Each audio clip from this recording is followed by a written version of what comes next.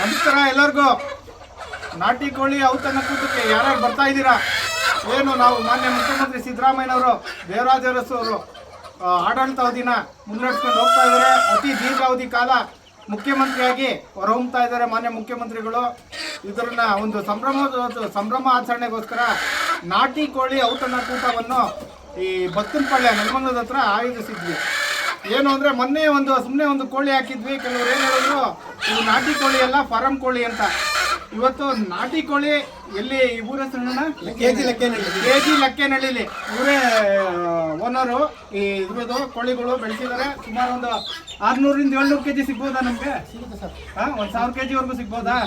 So ಅದಕ್ಕೆ ನಮ್ಮ ಏನು ಅಭಿಮಾನಿಗಳಿದ್ದಾರೆ, ದಯಮಾಡಿ ಜನವರಿ 6 ಮಿಸ್ ಮಾಡ್ದಲ್ಲೇ ಬರಬೇಕು. ಕೋಳಿ ಸಾರಲ್ಲಿ ಊಟ ಮಾಡಿ ಏನು ನಮ್ಮ ಅಹಿಂದ ನಾಯಕರುಗಳು ಇಬ್ಬರದು ಸಂಭ್ರಮೋತ್ಸವನ ಆಚರಿಸಿ ಒಗ್ಗಟ್ಟು ತೋರಿಸೋಣ ಅಂತ ಈ ಮುಖಾಂತರ ನಿಮ್ಮಲ್ಲಿ ಕೇಳ್ಕೊಂತೀನಿ. ಒಂದ್ಸರಿ ಹೇಳ್ಬಿಡಿ ಎಲ್ಲ.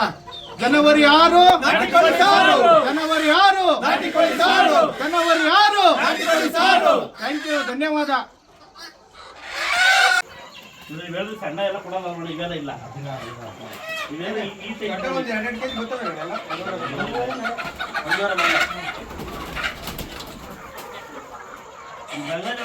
ಸಂಬಂಧ